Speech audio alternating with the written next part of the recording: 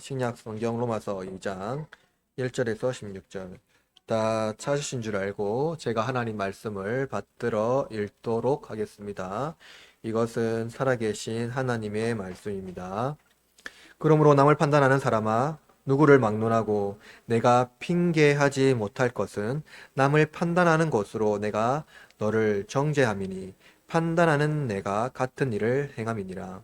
이런 일을 행하는 자에게 하나님의 심판이 진리대로 되는 줄을 우리가 아노라. 이런 일을 행하는 자를 판단하고도 같은 일을 행하는 사람아, 내가 하나님의 심판을 패할 줄로 생각하느냐? 혹 내가 하나님의 인자하심이 너를 인도하여 회개하게 하심을 알지 못하여 그의 인자하심과 용납하심과 길이 참으심이 풍성함을 멸시하느냐? 다만 내 고집과 회개하지 아니한 마음을 따라 진노의 날 곧 하나님의 의로우신 심판이 나타나는 그날에 임할 진노를 내게 썼는도다. 하나님께서 각 사람에게 그 행한 대로 보응하시되 참고 선을 행하여 영광과 존귀와 썩지 아니함을 구하는 자에게는 영생으로 하시고 오직 땅을 지어 진리를 따르지 아니하고 불의를 따르는 자에게는 진노와 분노로 하시리라. 악을 행하는 각 사람의 영에는 환난과 공고가 있으리니 먼저는 유대인에게요 그리고 헬라인에게며 선을 행하는 각 사람에게는 영광과 존귀와 평강이 있으리니 먼저는 유대인에게요 그리고 헬라인에게라. 이는 하나님께서 외모로 사람을 취하지 아니하심이라.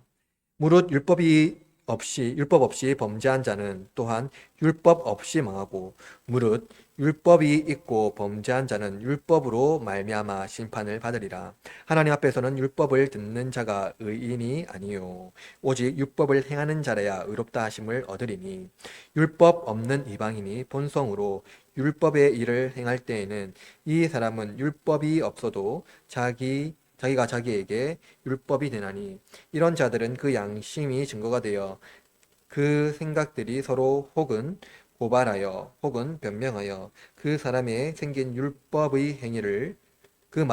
율법의 행위를 나타내느니라. 곧 나의 복음에 이른 바와 같이 하나님이 예수 그리스도로 말미암아 사람의 은밀한 것을 심판하시는 그날이라.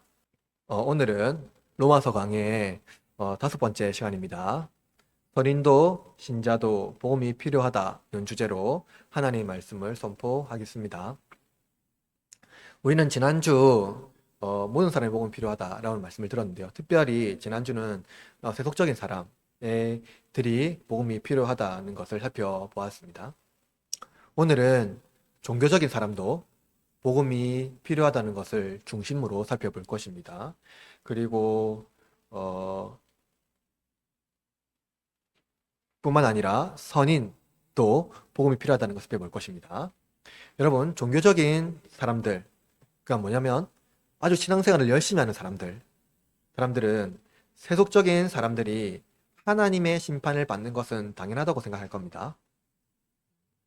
그들은 불경건하고 불의한 사람들을 하나님이 왜 아직도 참고 계신지를 이해하지 못할 것입니다. 빨리 심판해야 되는데 왜 아직 참고 계시냐는 거죠. 종교적인 사람일수록 하나님의 진노가 세속적인 사람들에게 당장 임할 것이라고 주장합니다. 그렇죠? 심지어 그렇게 기도하죠.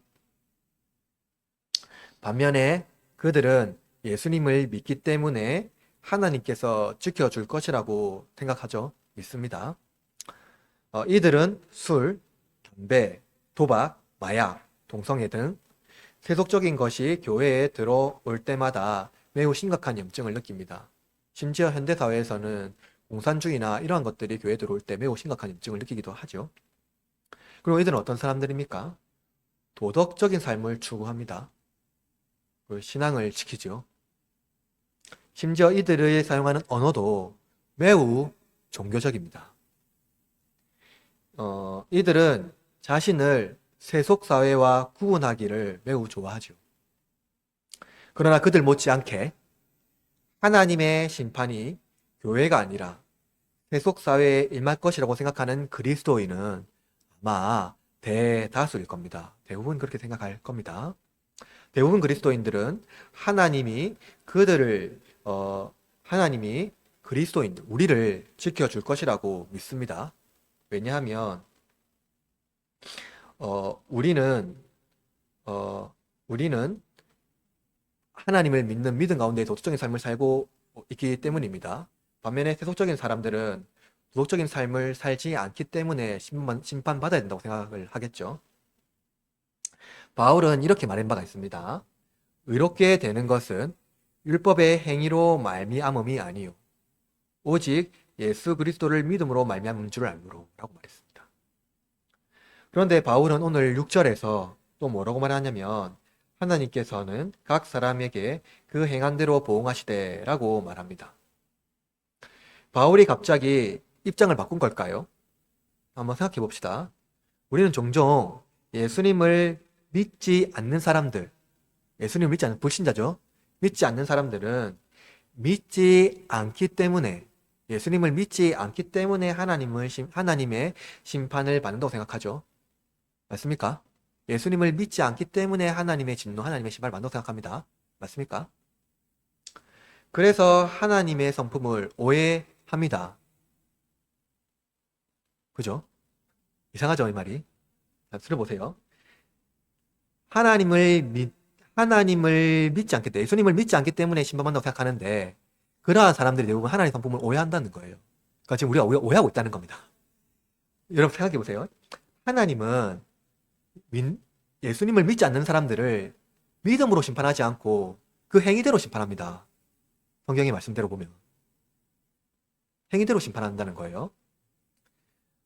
즉, 그들이 가지고 있지 않은 율법으로 심판하지 않는다는 거예요. 하나님은 불신자들을 보편적인 사회의 법과 양심에 따라서 심판합니다. 그래서 바울은 1장 20절에서 자연세계에서 하나님의 능력과 신성이 분명히 알려졌기 때문에 누구든지 핑계하지 못한다고 말해요.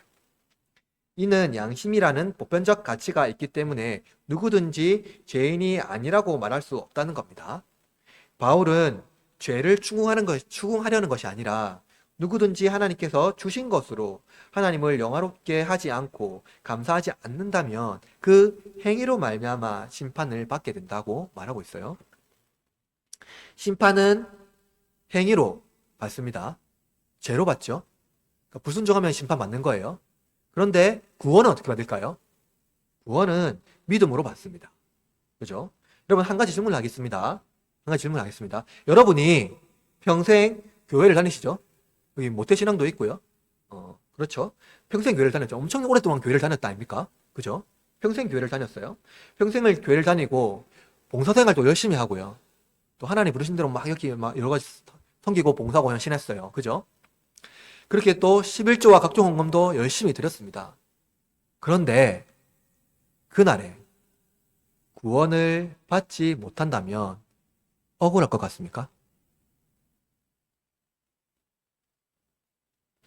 우리는 종종 종교 생활을 열심히 해서 구원받는다고 생각하지만, 구원받지 않는다고 생각하지만, 근데 우리의 심리적인 상태는 종교 생활을 마치 열심히 해야지 구원받는다고 생각해요.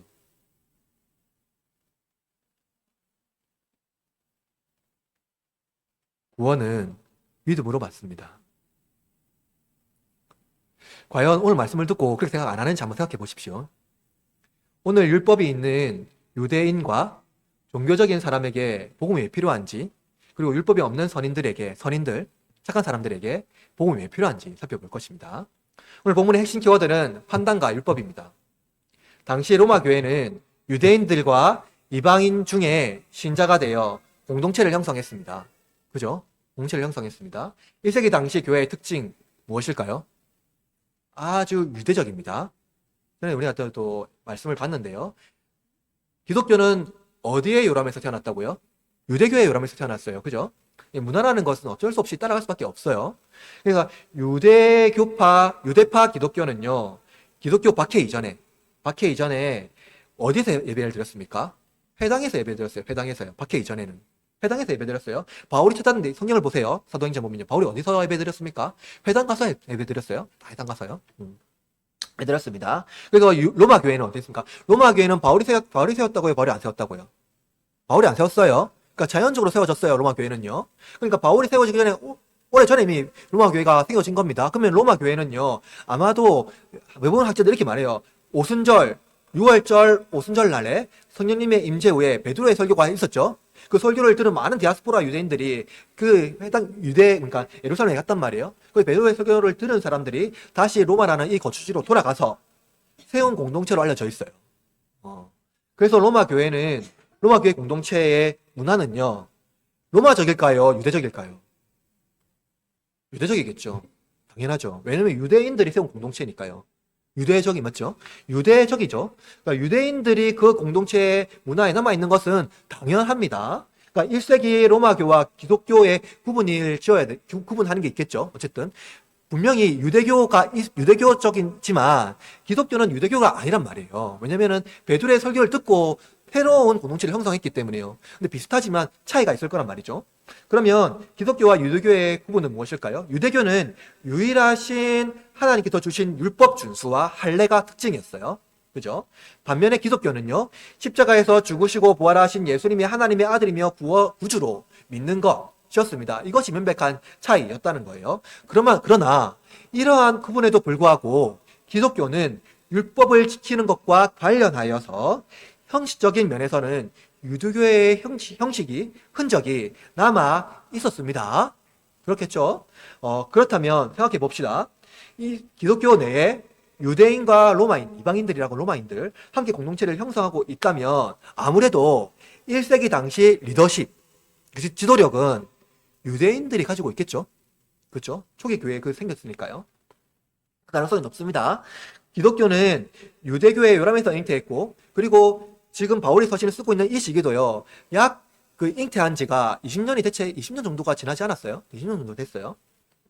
그렇다면 1장에서 바울이 지금 우리가 지난주까지 1장을 봤잖아요. 1장에서 율법에 어긋나는 사람들의 삶을 나열했어요. 죄가 무엇인지, 동성이 무엇인지 나열했어요. 그러면 이 1장에서 율법에 어긋나는 이교도의 삶에 대한 이 바울의 비판을 들은 유대인들, 종교적인 유대인들, 율법적인 유대인들이라면 바울을 지지하고 자신들은 율법적인 종교를 가지고 있는 유대인들은 기독교 신앙을 가지고 있음에도 불구하고 인들은 하나님의 진노에서 면제되는 특권을 누려야 한다고 아마 주장했을 겁니다. 왜냐면은 적어도 그러한 죄들은 없거든요, 그들에게. 구약 성경에도 그들이 가진 율법에도 그런 죄는 지어서는 안 되는 거였습니다. 적어도 이들은 하나님의 진노에서는 우리는 그런 죄를 짓지 않았어. 그 하나님의 진노는 우리는 구분이 돼야 돼. 사실은 또 구약 성경에서도 그 이스라엘 뭐라고 합니까? 하나님의 선민이라고 말하잖아요. 여러분, 종교적인 사람일수록 하나님은 방탕하고 부도덕하고 세속적인 사람들에게 화를 내는 것은 당연하다고 주장할 겁니다. 왜냐면 나는 적어도 그러한 죄에 대한 결백하거든요. 네. 동성애자들 심판해야죠. 그것은 하나님의 진노를 받는 것은 마땅하다고 생각할 겁니다. 예, 그건 누가 봐도 하나님 말씀에서는 엄격한 죄거든요. 그렇다면 여러분, 유대파 그리스도인들은 바울의 글을 어떻게 읽었을까요? 우리가 지난주에 1장 32절 읽었잖아요. 1장 32절에 이렇게 말해요. 그들이 이 같은 일을 행하는 자는 뭐 한다고요? 사형에 행한다고. 하나님의 정하심을 알고도 자기들만 행할 뿐만 아니라 또한 그런 일을 행하는 자는 옳다느니라. 여러분, 아주 종교적인 사람들은 이 말을 옳다, 맞다, 그죠? 그러한 죄를 짓고도 하나님의 진노를 면할 줄 아느냐라고 생각할 거예요. 그죠? 근데 여러분, 우리가 오늘 읽었던 2장 1절을 삭제해버리고요. 2장 1절을 삭제해버리고 바로 2장 2절을 한번 읽어보세요. 2장 2절 읽어볼까요? 시작. 일을 행하는 자들에게는 여러분, 1장 32절에서 2장 1절을 삭제해버리고요. 2장 2절을 바로 읽어버리면 어떻게 됩니까? 진짜로 그와 같은 사람들을 하나님의 심판이 진리대로 된다고 생각할 거예요. 맞죠? 2장 1절 삭제해버리면요. 그런데 여러분, 유대인들은 세속적인 이도교들이 하나님의 진노를 받는 것은 마땅하다고 생각할 거예요. 맞죠? 그러니까 아주 평생 신앙생활을 열심히 하고요. 적어도 율법의 말씀에, 그러니까 성경 말씀에 어긋남이 없이 철저하게 예배생활하고 봉사생활하고 11조 다 하고 헌금을 다 했던 사람이라고 한다면 이와 같이 신앙생활 하지 않고 세속적으로 방탕하게 평생 살았던 사람이라고 했을 때 그들이 하나님의 진노를 받는 것, 하나님의 복을 누리는 것 중에 당연히 뭘 받아야 됩니까? 진노를 받아야죠. 복을 누리면 안 되죠. 맞죠? 누구나 다 이렇게 생각할 거란 말이에요. 그런데 이 바울이요, 대반전을 일으킵니다. 여러분, 1절을 보십시오. 1절. 같이 읽어볼까요? 1절. 그러므로 남을 판단하는 사람아, 누구를 막론하고 내가 핑계하지 못할 것은 남을 판단하는 것으로 내가 너를 정죄함이니 판단하는 내가 같은 일을 행함이니라. 여러분, 종교적 우월감을 가진 유대인들, 결코 인정하기 싫겠지만 바울은 너희가 저들을 판단하는 것으로 너희 자신을 정죄하고 있다고 말해요. 다시 말하자면 너희도 그들과 같은 행동을 하고 있다고 말합니다. 사실 저는 설교를 하고 있지만 굉장히 저도 뜨끔해요. 쉽지 않거든요. 예. 바울은 1장 29절에 31절까지 말한 20개의 넘는 죄의 목록을 말했어요. 근데 대부분요, 이거요, 세속적인 로마인들에 해당한다고 생각할 거예요. 세속적인 사람들이요. 바울은요, 유대인들도 똑같다고 말하고 있어요. 너희들도 똑같아. 너희가 하고 있는 행동 사실은 다 똑같아. 예수님은요, 누가복음에서 아주 종교적으로 탁월한 바리새인과 또 세속적인 세속적으로 보이는 세리를 두고 비유로 말씀하신 바가 있습니다. 이렇게 말했어요. 또 자기를 의롭다고 믿고 다른 사람을 멸시하는 자에게 이 비유로 말씀하시대.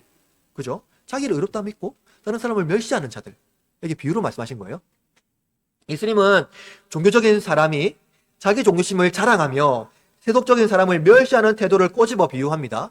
마치 바울이 유대인들이 세속적인 사람을 판단하는 이면에 숨겨진 이 교만을 꼬집어서 말하는 것과 같습니다.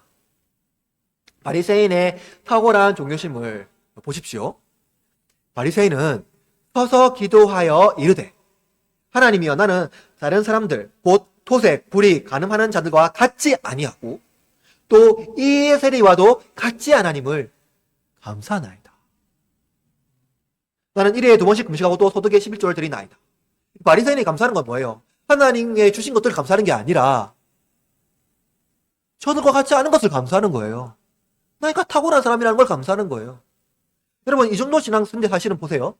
바리새인이 신앙생활 하는 거 있잖아요. 신앙생활 하는 거. 바리새인이 지금 아주 짧게 1, 2년 이렇게 신앙생활 하는 게 아니에요. 그는 평생 이렇게 신앙생활 했어요. 진짜 진심으로 그게 신앙생활 했다고요. 그렇다면 여러분, 이 정도 신앙생활 하는 사람이라면 교회에서 젊은 사람들이 말한 것처럼 인싸 아닙니까? 핵인싸죠. 이거 진짜 최고죠. 누구나 다 저 사람은 진짜 신앙생활 잘한다. 저 사람만큼만 신앙생활 하면 된다. 흐트러짐 없이 새벽기도, 수요 예배, 금요기도, 주일 각종 봉사, 심지어 토요일까지 와서 봉사하는. 여러분, 저도 어렸을 때요, 토요일날 교회 와서 친구들하고 노는 거 좋아했거든요. 근데 토요일마다 교회 와가지고요, 아주 즐겁게 봉사하는 권사님들 정말 많았어요. 진짜요. 엄청 봉사 열심히 해요. 뿐만 아니라 주일에 있잖아요. 주일학교 섬기죠, 식당 봉사하죠, 또 안내 섬기죠, 또 새가족 오면 섬기죠. 여러 가지 섬기는 것들, 성가제도 하고요. 섬기는 권사님들, 특별히 또 청년들, 여러분 청년 때 얼마나 열심히 섬겼습니까? 집사 때 또 교회 섬길 때 얼마나 열심히 섬겼습니까? 정말로 열심히 섬겼습니다. 저도 정말 열심히 섬겼거든요. 그런데 왜 이렇게 열심히 할까요? 제가 생각해봤어요. 나는 그때 왜 그렇게 열심히 했을까 생각해봤어요. 왜 그러냐면요, 저는 어떻게 생각했냐면 봉사 자체가 나의 존재의 가치를 드러낸다고 생각했어요. 왜냐면은요, 정말 힘들었거든요. 근데 그것을 또 놓지는 못했어요. 안 하면 마치 나의 존재가 없어지는 것 같다는 느낌이 들어가지고 진짜 열심히 했거든요. 그리고 봉사를 열심히 함으로써 신앙과 도덕적 수준의 가치가 높아진다고 생각하는 사람도 있을 겁니다. 다 그렇지는 않겠지만 어떤 사람들은 그러한, 정확히 말하면 아주 종교적인 사람일수록 더 높은 가치를 드러낼 겁니다. 종교적인 사람이 있고 종교적인 안 사람이 있는데 그래도 신앙생활 하는 사람들은 어느 정도 종교적인 색채는 있습니다. 이러한 사람들은 매우 열성적으로 신앙생활을 하죠.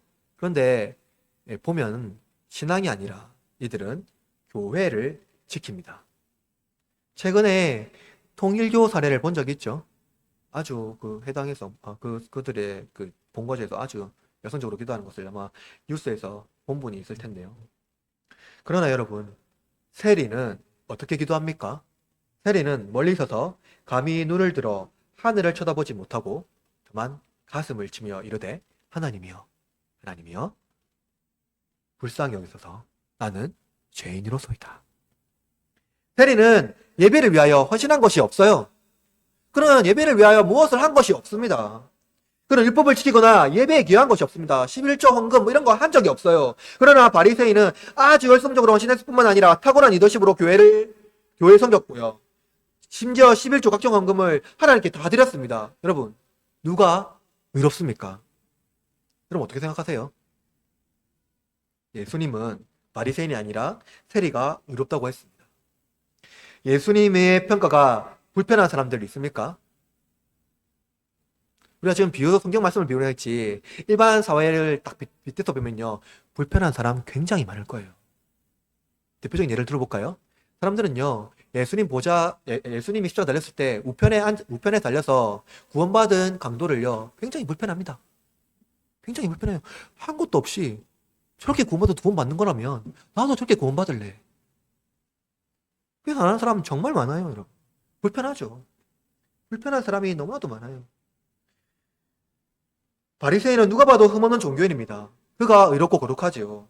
적어도 외적인 활동에서 그는 탁월한 신앙생활을 가지고 있어요. 그러나 예수님의 판단은 다릅니다. 예수님은 그의 외적인 활동을 보지 않고 외적인 활동을 보고 의롭다고 평가하지 않고 그의 내면에 있는 우상을 평가합니다. 세리는 자기가 죄인이라고 고백하는 반면 바리새인은 자기 의를 자랑했습니다. 하물며 남을 판단하는 유대인의 행동이 정당하다고 할 수 있을까요?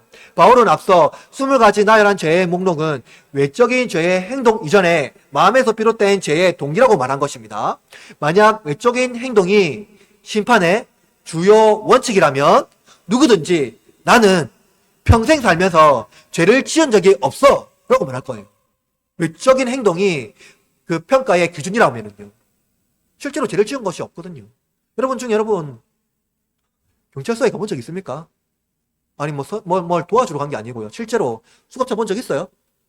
없잖아요. 우리 살면서요, 일반 사회에서는요, 수갑 차는 사람보다 수갑 안 찬 사람이 훨씬 더 많아요. 그런 사람들이요, 나는 평생 죄 지은 적이 없어 라고 말할 거란 말이에요. 외적인 행동만 본다면은요. 그러나 마음과 생각이 심판의 주요 원칙이라면 나는 누구에게도 단 한 번도 화를 낸 적이 없어. 누구를 차별하지 않고 사랑을 베풀지 않은 적이 없어 라고 말하지는 못할 겁니다. 그런 사람 아무도 없을 거예요. 이것은 하나님께서 우리의 행위를 보고 심판하는 원칙이라는 거예요. 마음의 행위.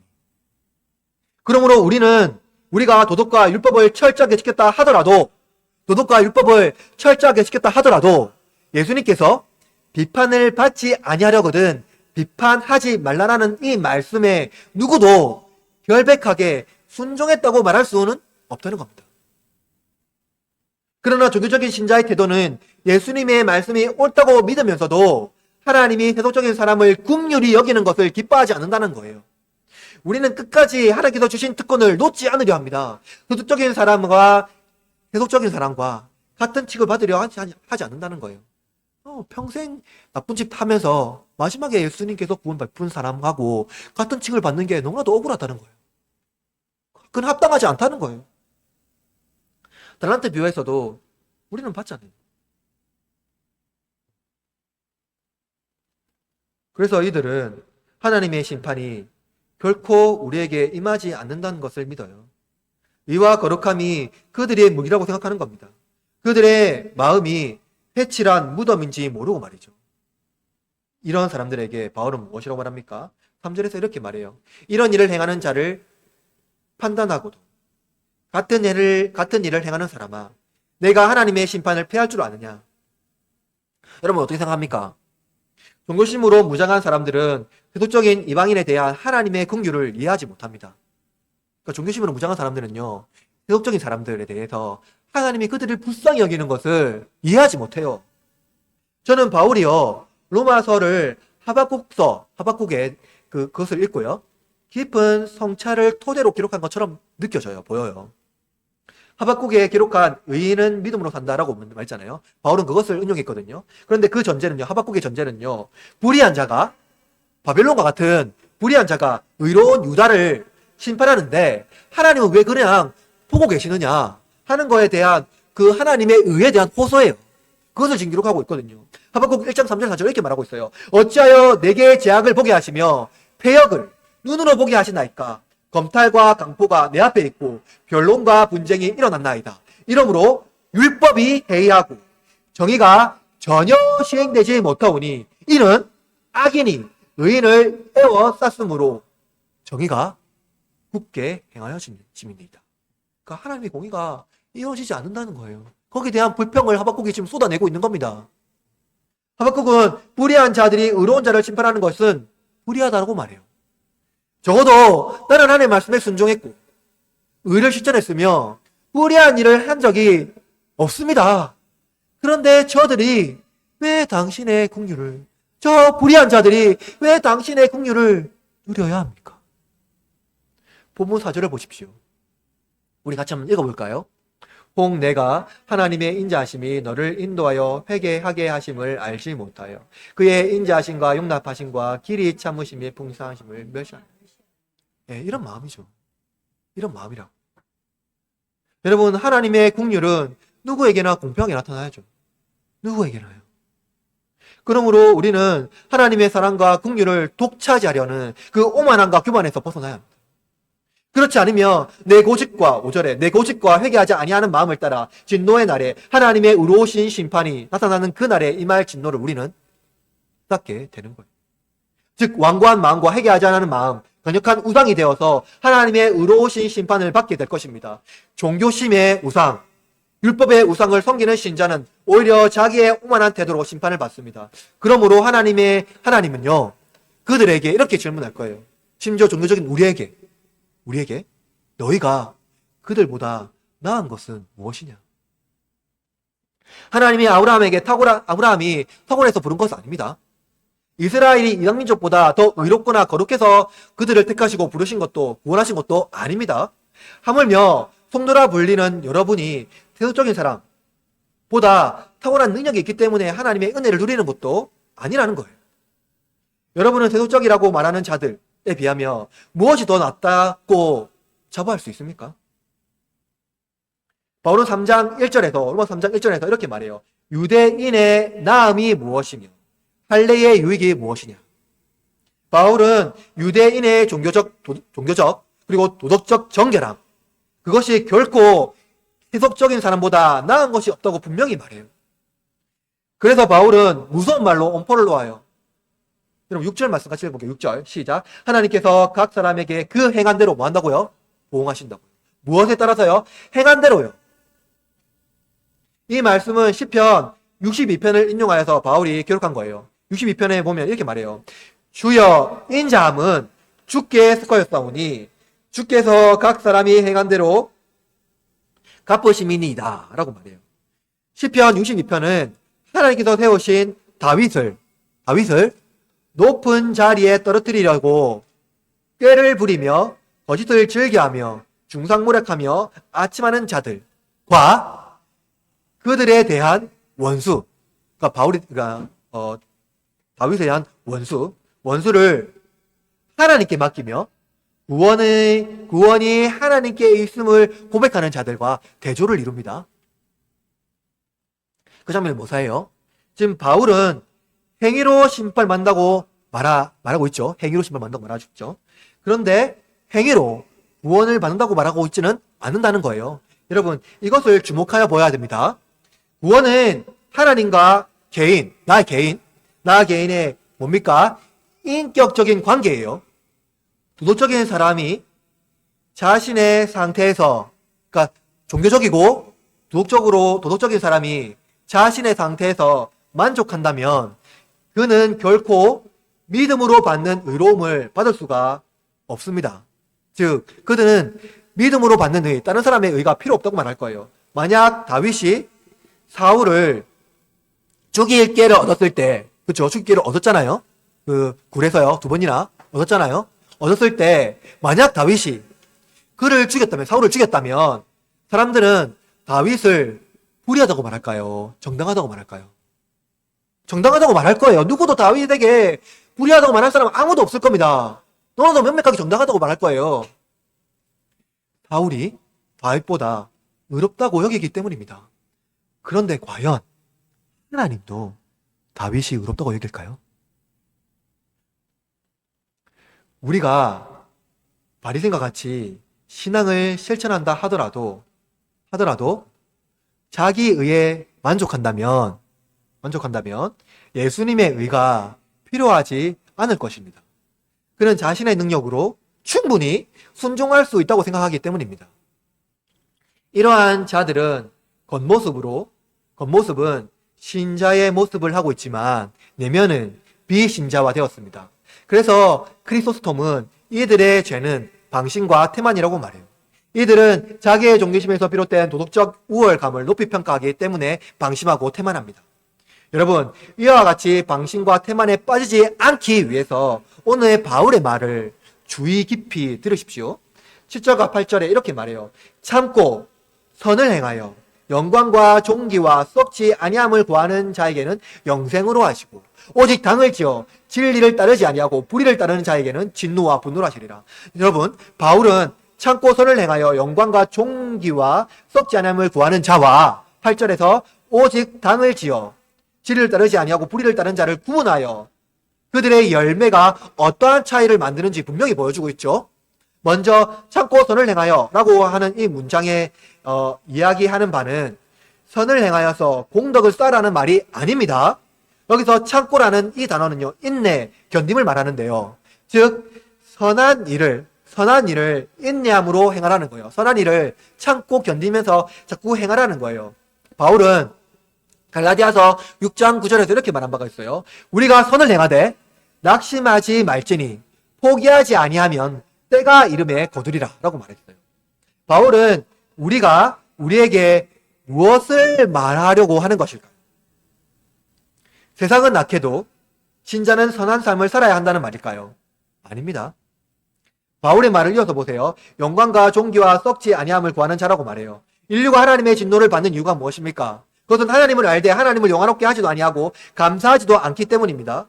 즉 영광과 존귀는 오직 우리의 것이 아니라 하나님의 것이라는 거예요. 썩어지지 않는 것, 그것은 무엇입니까? 불멸하는 거죠. 부패하지 않는 것, 썩지 않는 것, 죽지 않는 겁니다. 불멸하는 겁니다. 이것은 누구의 속성입니까? 오직 하나님의 속성이에요. 그렇다면 참고 선을 행하는 것, 그것은 무엇입니까? 믿음의 선한 행위를 덧붙이는 것이 아닙니다. 하나님과 올바른 관계 안에서 하나님을 닮기 위하여, 예수님을 닮기 위하여 선한 행실을 어떻게 하는 겁니까? 포기하지 않고 끝까지 하는 거예요. 누구를 닮기 위해서요? 예수님 닮기 위해서요? 하나님 닮기 위해서요? 이것은 우리의 믿음의 행위로 나타나는 거예요. 마치 사과 열매의 근거는 사과나무에 사과 열매가 맺잖아요. 근데 여러분, 사과나무가 열매를 맺기 전에 며칠 이제 소시를 완전하게 익기 전에 사과 열매를 떼버리면 어떻게 됩니까? 그 사과 열매는 썩겠죠. 부패하겠죠. 더 이상 성장하지 못할 겁니다. 썩어서 먹지 못하고 버려지게 될 거예요. 그렇다면 여러분, 이 사과 열매의 생명이 있습니까? 사과나무 자체의 생명이 있습니까? 그러면 그 생명은 어디에 있습니까? 뿌리에 있어요. 보입니까? 안 보입니까? 보이지 않죠. 보이지 않지만 그 뿌리에 생명의 근원이 있습니다. 이처럼 신자의 생명의 근원, 믿음의 근원은 어디에 있습니까? 우리의 보여지는 행위에 있는 것이 아니라 보여지지 않지만 우리를 지으신 창조주 하나님에게 있다는 거예요. 그가 우리를 위해서 보내신 하나님의 아들인 예수 그리스도 안에 있다는 거예요. 보이지 않지만. 우리의 믿음의 근원은 바로 예수 그리스도 안에 있습니다. 그에게 접붙여져서 생명을 얻을 수가 있는 거예요. 예수 그리스도 안에 있을 때만 우리는 불멸할 수가 있습니다. 썩지 않는 수가 있는 거예요. 죄와 사명을 극복할 수가 있는 것입니다. 그 결과 무엇을 받습니까? 어떤 열매를 받죠? 예수님에게 붙어있는 사람은 영생을 선물로 받습니다. 이 영생은 단순히 영원히 사는 것을 말하는 것이 아니라 하나님이 선하신 창조에 참여하는 것을 말해요. 다시 말하자면 하나님의 선하심에 참여하는 것, 곧 선하신 하나님과 교제하는 거예요. 반면 8절에 오직 당을 지어라는 의미는 이기심이라는 뜻입니다. 이것은 순수하지 못한 동기에서 일하는 것을 말하는 거예요. 바울이 이 단어를 사용하는 것은 세속적인 사람의 불순한 태도뿐만 아니라 종교심이 투철한 유대인들의 순수하지 못한 동기를 꼬집어서 이야기하는 거예요. 이기심은 불견공과 불의를 드러내고 쉽게 당을 지어 만듭니다. 이들은 선한 행위를 하는 것조차도 자기 이익을 위한 것입니다. 이기적인 욕망을 드러내며 진리를 따르지 않죠. 그러므로 이들에게 구원은 물질이며 세상 영광입니다. 따라서 이들은 이 땅에서도 하나님의 진노와 분노를 얻게 됩니다. 예수님은 산상수훈에서 인간이 선택할 수 있는 두 가지의 야망을 말씀하셨는데요. 한 가지는 세상의 물질을 추구하는 것, 한 가지는 하나님의 나라를 구하는 것이었습니다. 이 선택의 근거는 인간의 행동에 근거한 인간의 행동은 그러니까 이 선택에 근거한 인간의 행동은 진리에 순종하는가 아니면 불순종하는가입니다. 요한 크리소스톰은 인간은 궁극적으로 욕망의 존재라는 것을 인정해야 한다고 말한 바가 있어요. 아구스티누스는 더 발전시켜 인간은 사랑할 대상을 사랑한다. 즉 욕망할 대상을 사랑한다. 그러나 그것을 바꿀 때 비극이 일어난다라고 말했어요. 예수님은 인간은 두 주인을 섬길 수 없다고 말했어요. 하나님을 욕망하든 세상을 욕망하든 인간은 둘 중에 하나를 선택해야 된다고 말했습니다. 이중나라는 없다는 거예요. 둘 다 섬길 수 없다는 겁니다. 그러므로 우리가 바리새인과 같이 철저하게 신앙생활을 하고 정결을 유지하고 봉사와 선한 일을 열심히 한다 하더라도 그것을 지향하는 욕망이 궁극적으로 나를 향한다면 우상숭배라는 거예요. 세상 물질을 욕망하는 것과 같다는 겁니다. 선한 일도 하나님 예배하는 일도 우상숭배가 될 수 있다는 거예요. 순수하지 못한 동기로 하나님을 예배할 수 이 말씀에 우리는 주목해야 한다는 겁니다. 여전히 그런 신앙인들이 많죠. 여러분 왜 직분을 받지 못하면 교회를 떠납니까? 명백하죠. 순수하지 못해요. 순수하지 못해요. 타인을 정죄하고 판단하는 행위, 그것이 나의 동기로 또한 드러난다는 거예요. 여러분 여기서 자유로운 사람이 있습니까? 그런 사람이 없어요. 타인을 판단하지 않고 정죄하지 않는, 마음이 정결하는 사람, 그러한 순수하지 못한 동기에서 자유로운 사람이 없어요. 바울은 9절에서 악을 행하는 무리를 먼저 말씀합니다. 8절에서 하나님의 진노와 분노가 그들에 있다고 말하면서 동시에 한난과 공포가 있다고 말하는데, 여기서 바울은 몸이 아니라 영이 고난을 받는다고 말해요. 이들은 겉으로는 부유함을 누리고 있을지 모르지만 실제로 그들의 영혼은 추한 무구를 가지고 있습니다. 반면에 선을 행하는 자들에게 바울은 한 가지 더 붙였는데요. 그것은 평강이에요. 평강은 예수 그리스도 안에서 신자가 누리는 더할 나위 없는 위로죠. 참된 신자는 예수님 안에서 영혼의 평안을 누립니다. 왜냐하면 참된 신자는 종교심이라는 우월감 때문에 쫓기듯 봉사하지 않죠. 자기 존재를 드러내기 위하여 신앙생활을 하며 인정받으려 하지 않기 때문입니다. 기독교인 것 자체로 자기의 존엄성을 드러내지 않고 세속적인 사람들과 구분하지 않으려는 겁니다. 이러한 사람들은 세속적인 사람들과 어울렸을 때 전혀 불편함이 없죠. 예수님처럼요. 고아와 과부와 식사할 때 전혀 불편함을 느끼지 못하는 예수님처럼 불편함을 느끼지 못합니다. 이들은 하나님을 닮으려고 애쓰죠. 세속적인 사람들의 불의함을 먼저 보는 것이 아니라 그들이 그렇게 할 수밖에 없었던 아픔을 먼저 헤아리는 사람들입니다. 판단하는 것이 아니라 하나님의 긍휼을 담는 것, 바로 그러한 사람들이 참된 신자라는 거죠. 그러므로 우리가 의롭지 않은 것 같이 그들도 의롭지 않다는 거예요. 그들이 의롭지 않은 것 같이 우리도 의롭지 않다는 거예요. 하나님은 공평하게 심판하십니다. 우리와 같이 편애하시거나 어떤 관련성을 따지지 않습니다. 그분은 모든 자들을 공평하게 심판하시죠. 그래서 바울은 10절에 보면 악을 행하는 자나 선을 행하는 자, 이 말씀을 하면서 이 바울의 문학적인 어떤 그 문학성을 보여주는데요. 그럼 10절과 11절 보면 끝에 먼저는 유대인에게요 그리고 헬라인에게라고 기록하고 있는데요. 하나님은 유대인이라는 존재의 특징 때문에 그들을 선대하지 않죠. 오히려 그들이 율법이 알고 있기 때문에 더욱 무거운 책임을 져야 한다고 말합니다. 하나님의 심판은 평하죠. 그래서 바울은 또 이렇게 말합니다. 이는 하나님은 외모로 사람을 취하지 아니하십니다. 그죠? 하나님은 누구를 편애하지 않습니다. 그렇다면 여러분, 여기서 굉장히 어려운 질문을 해결해야 합니다. 그것은 공평하신 하나님이 심판하는 기준이 무엇인지 알아야 한다는 것입니다. 우리는 종종 성경을 오해하는데요. 성경은 믿음으로 구원을 얻는다고 말하지만 믿지 않음으로 구원을 받지 못한다고 말하지 않는다는 거예요. 믿지 않음으로 구원을 받지 못한다는 구절은 유일하게 요한복음 3장 18절에 기록되어 있습니다. 그를 믿는 자는 심판을 받지 아니할 것이요 믿지 않는 자는 하나님의 독생자의 이름을 믿지 아니함으로 벌써 심판받은 것이니라. 여러분, 이 구절만 보면 믿지 아니하는 자는 믿음이 없으므로 심판받는다고 말하지만 이어지는 문맥을 보면 명확하게 알 수 있습니다. 요한복음 19장 20절에 이렇게 말해요.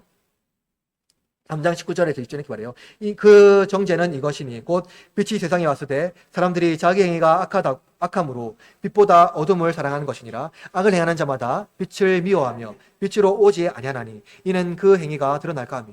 요한은 믿지 아니하는 자는 결국 그의 불의 때문에 심판을 받는다고 말하고 있어요. 이것은 아주 중요한 맥락인데요. 우리는 예수님의 몰랐던 시대 사람들, 그러니까 예수님을 몰랐던 시대의 사람들, 율법이 없었던 시대의 사람들이 구원받지 못하는 것을 부당한 것 아닌가라고 말합니다. 예를 들어 보면 우리나라는 19세기 이후에 복음이 들어왔잖아요. 그 전에 세종대왕, 이순신 장군 이런 사람들이 구원받지 못하는 것이 불의하다라고 말하죠. 율법이 없는 시대의 사람들을 구원받지 못하는 것에 대해서 하나님이 불의하다라고 말하는 사람들이 많아요. 지금도 여전히 그렇게 말하고 있죠. 바울은 이를 아주 명확하게 설명해 주고 있어요.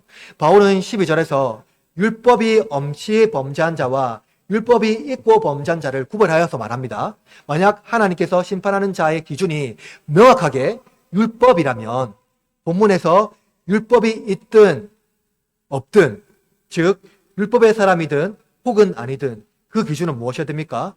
율법이어야 돼요. 그죠? 하나님께서 율법으로만, 믿음으로만 심판하신다면 율법이 없는 시대이든 율법을 가지고 있든 율법이 없든 그 기준은 명확하게 율법, 믿음이어야 한다는 겁니다. 그러나 바울은 율법이 없는 자에게는 율법이 없이, 율법이 있는 자에게는 율법으로 심판한다고 말해요. 쉽게 말하면 율법이 없는 시대의 사람들에게는 하나님이 계시하신 그 율법으로 심판하지 않는다는 겁니다. 즉 구약에 명시된 유대인의 계명으로 율법 없는 자들을 심판하지 않는다는 거예요. 신약 시대에 예수님을 믿지 않음으로 심판하지 않는다는 겁니다. 심판은 무엇의 결과입니까? 불순종의 결과입니다. 불순종이요. 이것이 진짜 중요합니다. 믿음이 아니라 불순종이요. 아담이 하나님 말씀을 믿지 않기 때문에 불순종한 게 아니에요. 믿었음에도 불순종했어요. 바울은 13절에서 율법을 듣는 자가 의인이 아니오라고 말해요. 율법을 듣는 자는 누구입니까? 유대인이겠죠. 그들은 율법을 소유하고 있으므로 하나님께서 주신 특権을 누릴 자격이 있다고 생각합니다. 그러나 바울은 그것이 그들이 구원받을 만한 조건이 아니라고 분명히 말하였습니다. 다만 바울은 오직 율법을 행하는 자라야 의롭다 하심을 얻으리니라고 말했어요. 율법을 행하는 자는 하나님을 닮아가는 자들이죠. 이들은 하나님의 나라와 그의 의를 구하는 자들입니다. 하나님의 긍휼을 닮은 자로서 이웃을 판단하지 않습니다. 그렇다면 율법 없는 이방인들은 어떤 기준으로 하나님의 거룩함과 의와 동시에 차별 없는 심판을 받을까요? 바울은 이렇게 말합니다. 율법 없는 이방인이 본성으로 율법의 일을 행할 때라고 말해요. 바울은 이 문장을 통해서 율법이 없는 시대 사람 중에 선을 행하는 사람이 구원받지 못하는 것이 불의하다고 주장하는 것을 반박합니다. 본성으로 율법의 일이라고 말하는 것은 무엇이냐면 선악을 분별하는 자연법이에요. 본성. 바울은 이미 하나님이 만물에 하나님을 알도록 계셨다고 말했어요. 고대 철학자 플라톤, 아리스토텔레스 등 이들은 예수님이 있지 않은 시대에 살았죠. 그리고 그들은 율법이 없는 사람들, 그리스 사람들이었어요. 이들은 율법이 없는 시대에도 윤리를 말했어요. 윤리와 같은 탁월한 윤리를 말했어요. 동양에는 봉자, 맹자, 율곡 등 율법이 없는 시대, 그러니까 예수님을 모르는 시대 윤리를 말했습니다. 이들은 보편적 사회 안에서 윤리의 규범을 어떻게 하고 있습니까? 충분히 알고 있어요.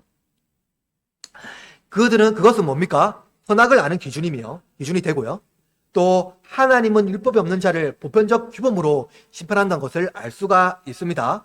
따라서 바울은 이 사람은 율법이 없어도 자기가 자기에게 율법이 된다고 말해요.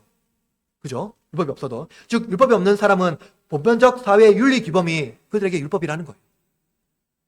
바울은 15절에서 본성으로 율법의 일을 하는 것, 그것은 외적인 행동을 일으키는 양심의 활동이라는 겁니다. 모든 인류는 양심이라는 보편적 기준이 있다는 거예요. 율법이 없는 사람, 율법이 없는 시대의 사람들도 하나님이 요구하시는 도덕적 기준은 분명히 있습니다. 그것은 그들에게 유죄를 증명한다는 거예요. 그러나 그리고 바울은 그 양심이 증거가 되어 그 생각들이 서로 혹은 고발하여 혹은 변명하여 그 마음에 새긴 율법의 행위를 나타내느니라 라고 본문에서 말하고 있어요. 양심의 증거가 된다고요. 즉 양심이 선악간의 기준이 되어서 마음에 새긴 율법의 행위를 나타낸다고 말하고 있습니다. 그러므로 누구든지 죄를 모르고 죄를 저지르지는 않는다는 거예요. 그것은 죄인지는 알지만 죄의 즐거움을 즐기기 위하여 죄를 짓습니다. 아구스티누스는 고백론에서 어렸을 때 배도둑질을 한 것을 회상하며 이렇게 말했어요. 내가 도둑질하게 된 것, 어렸을 때 도둑질하게 된 것은 배가 고파서가 아니요, 궁핍해서도 아니요, 다만 착한 일을 무시하고 싶고 또한 죄를 짓고자 하는 강한 충동에 의해서 그렇게 한 것입니다. 하나님이 인간을 창조하면서 창조하지 않은 것은 무엇입니까? 그것은 악입니다. 그러므로 인간에게 하나님께서 주신 보편적인 선의 감각이 있습니다. 그러나 선의 감각을 분명히 존재하지만 충동에 의해서 악을 저질러 버린다는 거예요. 이것이 인간의 본선적인 죄를 짓게 한다는 겁니다. 하나님께서 인간에게 없는 것으로 심판하지 않고 그 마음에 새겨진 율법으로 공의와 공평으로 심판하십니다. 사람들은 저마다 옳음을 판단할 수 있는 감각이 있기 때문이죠. 인간은 선과 악을 외적인 형식으로 판단하고 또 판단받고 싶어 하지요. 앞서 말씀드렸지만 하나님은 외모로 심판하지 않으시고 외모를 보시지 않고 중심 곧 마음을 보십니다. 인간의 판단하는 것과 하나님의 판단 기준이 다르다는 거예요. 외모는 결코 공평하지 않죠. 공평하지 않습니다. 그러나 마음은 공평하게 판단할 수가 있죠. 그러나 마음은 하나님만 알 수 있다는 겁니다. 생각해 봅시다. 완전한 선인과 더 사악한 악인이 존재할 수 있을까요? 인간은 매우 복잡하며 악인의 마음에도 선한 마음이 있고 선한 마음에도 악한 마음이 공존합니다. 완전한 선인이 없습니다. 그러니까 우리는 선을 행하면서도 악을 동시에 생각합니다. 만약에 여러분 중에 누구의 생명을 구하고 선을 베풀었는데 그가 우리한테 해를 가한다면 여러분 그들을 용서할 수 있겠습니까? 어렵겠죠. 큰 오명을 신다면 어려울 겁니다. 우리가 생각하는 선은 내가 준 것만큼 받는 것을 선이라고 생각하죠. 그러나 선이란 이것입니다. 나의 사랑을 받고도 당신이 언제 나를 사랑했냐고 반문하는 자를, 심지어 사랑을 악으로 갚으려고 하는 자를 포기하지 않고 사랑하는 것, 그것이 온전한 선이라는 거예요. 성경은 원수까지 사랑하라고 말하죠. 그에게 아무것도 기대하지 않고 그저 사랑이라고 말합니다. 그러나 우리는 어떻습니까? 그렇지 않죠. 온전한 사랑, 그것은 어디에서만 구할 수 있습니까? 예수 그리스도의 십자가에서만 구할 수가 있습니다. 그러므로 바울은 이렇게 말해요. 오늘 본문 마지막 말씀의 16절에 곧 나의 복음에 이른 바와 같이 하나님이 예수 그리스도로 말미암아 사람들이 은밀한 것을 심판하는 그날이라. 은밀한 것. 예수님은 우리의 종교심 아래 깊이 숨어있는 은밀한 죄를 심판하실 것입니다. 종교적인 신자는 은밀하게 자기가 판단하는 것을 판단한 것 같이 공평하게 하나님 안에서 판단하실 겁니다. 마치 하나님은 어떻게 판단하냐면 우리가 누구를 정죄할 때가 있죠. 판단할 때가 있죠. 그 하나님 들으실까요? 안 들으실까요? 들으시겠죠? 하나님은 내가 다른 사람을 판단하는 나의 기준으로 나를 판단합니다. 굉장히 공평하죠. 내가 다른 사람을 판단하는 그 기준으로 나를 판단합니다. 다 들으시고 마치 하나님의 심판장하면서 내가 다른 사람을 정죄했던 모든 녹음의 기록을 하실 겁니다. 내가 듣겠죠? 그럼 내가 너를 판단하는 것, 내가 심판하는 것이 불의하냐? 라고 말할 때 아무도 불의하다라고 말할 수 없다는 겁니다. 바울은 이 은밀한 것으로 판단한다고 말하고 있죠. 십자가는 그러므로 우리가 오직 나갈 수 있는 그 방향은 십자가뿐입니다. 십자가는 우리의 은밀한 죄를 폭로하는 장소죠. 우리는 우리에게 선을 베풀고 은혜를 베푼 예수님에게 감사와 영광을 돌리지 않고 오히려 그에게 폭력적으로 대합니다. 우리의 폭력성은 죄가 없는 자를 처벌하면서 내가 얻으려는 이익을 계산하는 겁니다. 불의를 알지만 함께 불의를 저질러 버립니다. 죄를 알지만 동조합니다. 그리고 모른 척합니다. 심지어 우리는 선을 행할 때에도 그 선을 수혜받는 자의 태도를 유심히 관찰합니다. 선물을 받으려는 태도를 계산하고 합당한 태도를 보여야 한다고 말하죠. 인간의 최고의 선이라고 하더라도 그것은 주는 것을 되돌려 받는 것에 불과합니다. 인간에 베풀면 감사의 행동을 반드시 해야 되죠. 그러나 예수님은 은혜로 자기에게 자기 자신을 모든 것을 우리에게 주셨습니다. 아무런 대가 없이 또 어떤 기대 없이 그저 주셨습니다. 그러나 우리는 폭력적으로 이익을 추구하죠. 이렇게 십자가는 우리의 은밀한 죄를 폭력적으로 보여주는 장소가 됩니다. 전도서 기자는 전도서를 마지막 글에 이렇게 마무리합니다. 하나님은 모든 행위와 모든 은밀한 일을 선악간에 심판하시리라. 우리 모두는 은밀한 일에 대하여 하나님 심판을 면할 수 없습니다. 그러므로 바울은 로마서 3장 9절에 이렇게 말합니다. 그러면 어떠하냐? 우리는 나으냐? 결코 아니라. 유대인이나 헬라인이나 다 제 아래에 있다고 우리가 이미 선언하였느니라. 말씀 마무리합니다. 사랑하는 여러분, 우리는 불순종 때문에 하나님의 진노를 받습니다. 누구도 여기에서 의로운 자, 자유로운 자는 아무도 없습니다. 그러므로 행위로 심판을 받지만 구원은 믿음으로 받습니다. 우리는 이것을 은혜라고 말합니다. 사랑하는 여러분, 우리는 이 말씀 앞에 나아갑시다. 그러므로 누구도 마음의 정결함에 자유로운 사람은 없겠지만